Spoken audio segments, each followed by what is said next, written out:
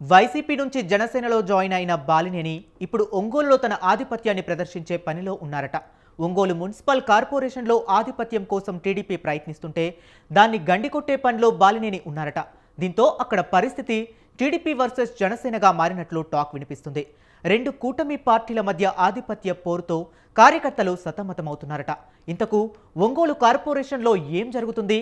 Let's watch the story.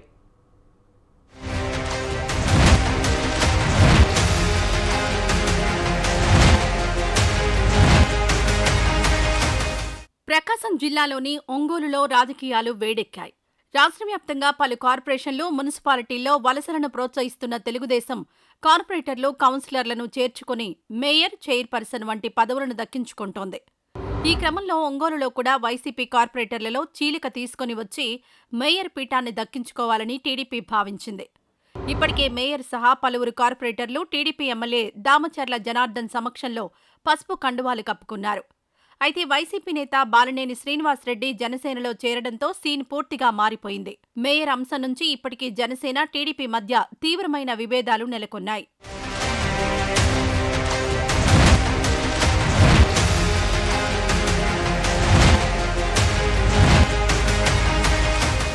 Balineni జనసేనలో చేరడంతో కొందరు వైసీపీ కార్పొరేటర్లు ఆ పార్టీలో చేరడానికి సిద్ధపడ్డారట. అయితే బాలినేని జనసేనలో చేరడాన్ని తీవ్రంగా వ్యతిరేకించిన ఎమ్మెల్యే దామచర్ల ఇప్పుడు కార్పొరేటర్ల వ్యవహారంపై కూడా ఫైర్ అవుతున్నారట.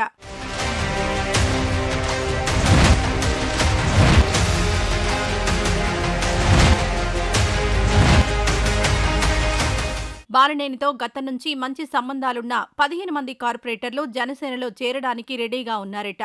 ఇది దామచర్ల జనార్దన్కు రుచించడం లేదని తెలిసింది. ఒంగోలు కార్పొరేషన్లో 50 డివిజన్లుండగా అందులో 41 మంది YCP, 6 TDP, 2 independent, 1 Janasena corporator ఉన్నారు. ఇండిపెండెంట్లుగా గెలిచిన వారు కూడా గతంలో వైసీపీకి జై కొట్టారు. దీనికి తోడు అప్పట్లో ఒంగోలు, సంతనూతలపాడు ఎమ్మెల్యేలు, ఒంగోలు ఎంపీ ఎక్స్ అఫీషియో సభ్యులుగా ఉండడంతో వైసీపీని అప్పట్లో కదిలించే పరిస్థితి లేకుండా పోయింది.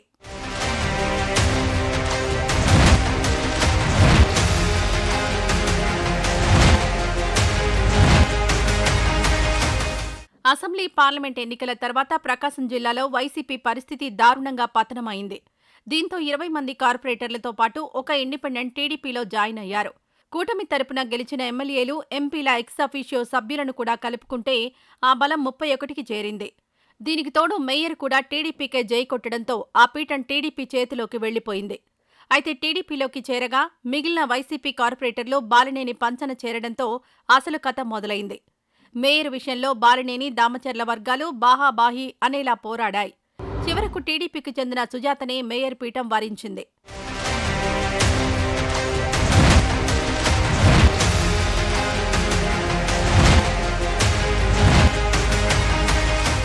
ఇక జనసేనలో బాలినేని మాట కూడా చెల్లుబాటు కావడం లేదనే టాక్ వినిపిస్తోంది. దీంతో టీడీపీ వర్గీయులు కూడా బాలినేనిని సరిగా పట్టించుకోవడం లేదంట. ఇటీవల పవన్ కళ్యాణ్ నటించిన హరిహర వీరమల్లు సినిమా విడుదలైంది.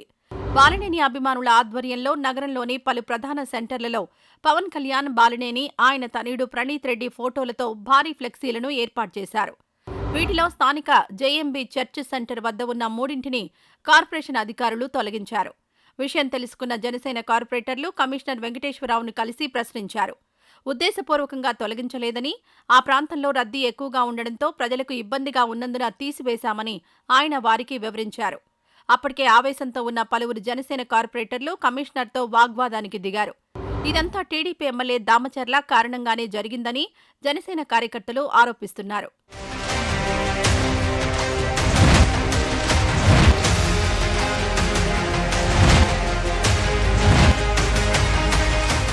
ఒంగోలు మేయర్ పీఠం విషయంలో మొదలైన టీడీపీ వర్సెస్ జనసేన రాజకీయాలు ఇప్పటికీ కొనసాగుతున్నాయట. ఇప్పటికే ఒంగోలులో బాలినేనికి వ్యతిరేకంగా జరుగుతున్న కుట్రలను పవన్ కళ్యాణ్ దృష్టికి తీసుకుని వెళ్లారట. అయితే టీడీపీ మిత్రపక్షం కావడంతో పవన్ కూడా ఏమీ చేయలేకపోతున్నట్లు తెలిసింది. దామచర్ల విషయం తాను చంద్రబాబు దృష్టికి తీసుకుని వెళ్తానని, అప్పటి వరకు ఓపిక పట్టాలని కోరినట్లు సమాచారం.